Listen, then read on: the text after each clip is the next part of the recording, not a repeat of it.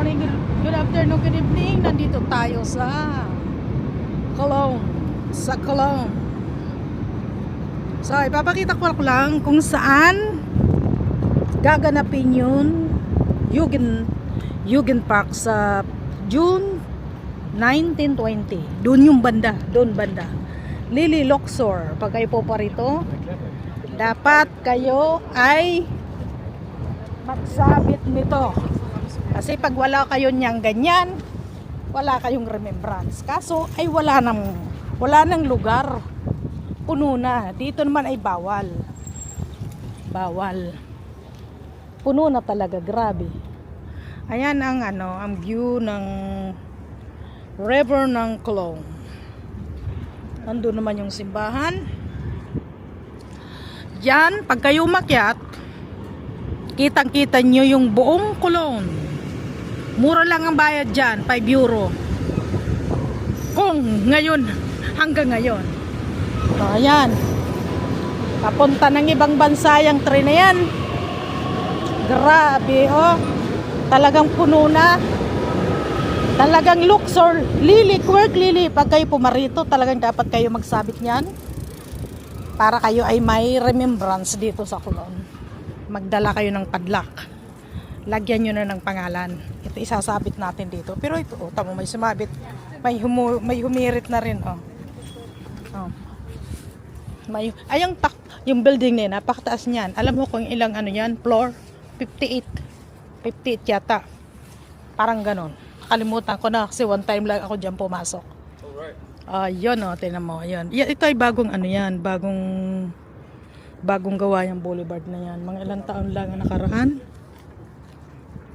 Kala ko walang tao. Kasi tanghali nga ngayon. Aba, ang dami din palang tao. Hindi dito nawawala ng tao. Umaga't hapon man may tao din. Ginawa ko na ng tanghaling tapat. Kasi mainit nga. Abay, lalo nagsilabasan yung mga tao. Ay.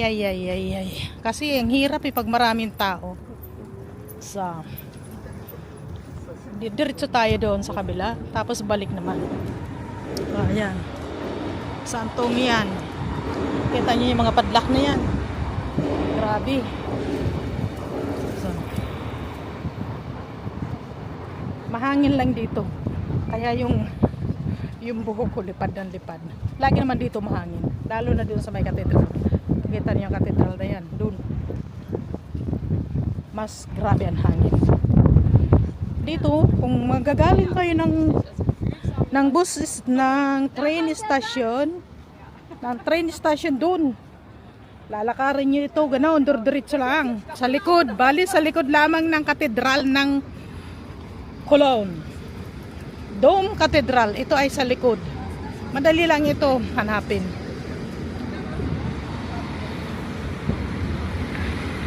Oh, malulubat pa itong aking camera, sayang. Saan kayang maganda dyan mag-sunbathing, tapos doon maganda doon makaupo, tapos kuha nyo yung Dome Cathedral. Ayun, Dome Cathedral. Nako po, ilang beses na ako dito nakapag-vlog. Ganun pa rin, pero lalong dumami yata yung padlock eh. Tamo, may humirit, may humirit sa taas. Abay, wala nang patawad. Kasi wala naman nga pagsabitan dito, kaya humirit sila, Bukas niyan, doon sa ilaw mayroon pa. Grabe. Takot baka tayo maanuhan. Maraming nagbabike dito ngayon kasi maganda ang weather. Pagpupunta doon sa kabila, ang dumadaan dyan na train ay number 7. Mali. Ang number 7 ay diretso. Hindi number 7. 3 on 4. Yung number ng train dyan na dadaan. Pwede din pagpupunta kayo sa Jugend Park. Pwede din 7. Tapos maglakad ng konti. Basta magandang weather, okay.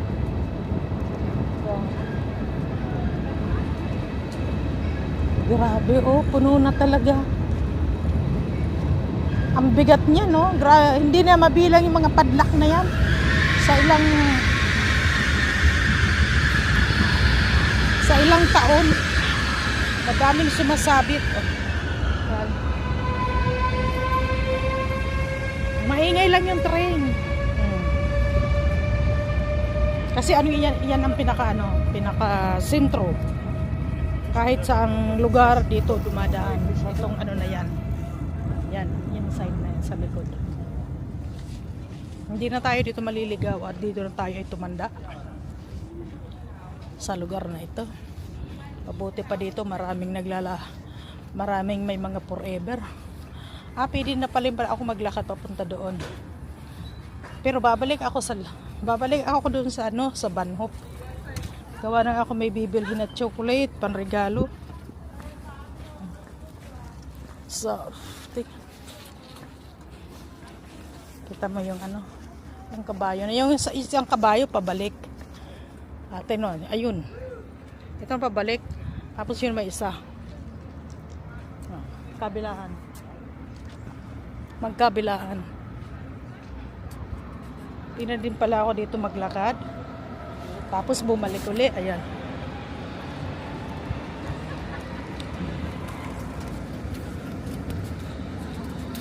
Ayun, medyo minute na talaga. Pwede na maglakad na walang Pwede ka na maglakad na walang jacket ngayon.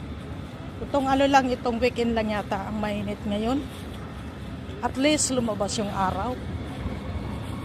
Ayun, kita mo nyo. Ayan ang sinakyan ko ng papunta ng Hamburg. Ayan, Luxor. Diyan ka sasakay. Pag pupunta ka ng bahay mo sa Hamburg, madali lang.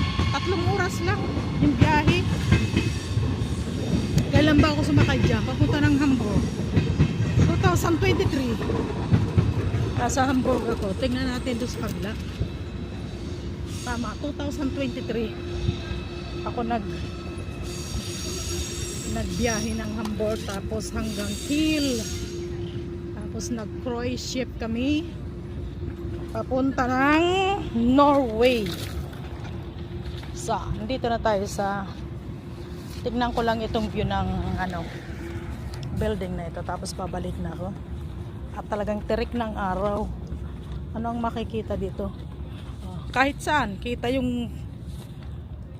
ka dito pumunta, kita yung katedral. So, dito tayo sa magandang park. Ang gaganda ng mga bulaklak. Masarap din dito maghiga-higa, magdala ka lamang ng banig. Nako, pagbalik ko nito halhal. Tingnan natin din yung mga bulaklak na ang gaganda. Puro puti. Sorry, may ambulance. Ay, maganda dito magtambay. Maganda dito magtambay, walang init.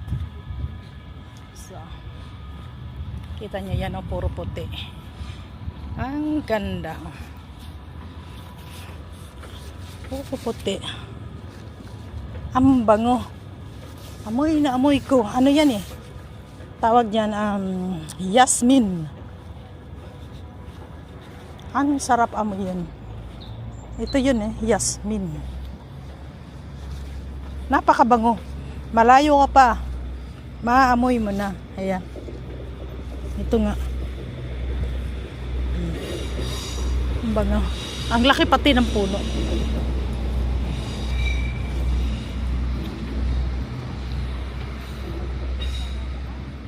Puro puti.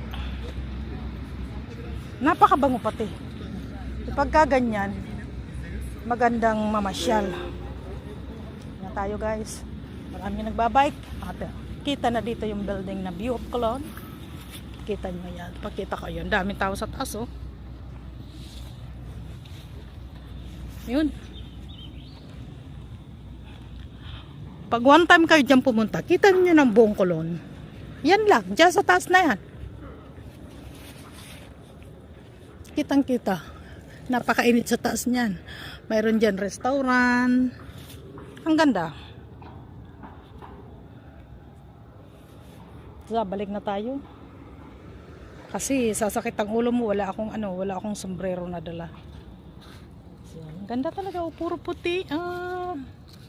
Yan ang maganda. Pag may ganyan, may mga pabulaklak. O, di ba? Talagang pa-summer na. Pero hindi pa. Ang panahon dito hindi mo sure. Minsan iinit, lalamig. Nung last year nga, ganitong panahon grabe ang ulan. So, hingal dito, pataas pati. Balik tayo doon. Kung saan ako nanggaling. Kasi may bibilhin ako na pangregalo. Di ba? Tama, tulo na yung pawis. Tulo na. 11 minutes na pala ito. Okay guys, dito na lang tayo magtatapos. Balik ta rin natin para kita yun dome. Okay, see you next time on. Thank you. Bye. See you next vlog from Maria Clem.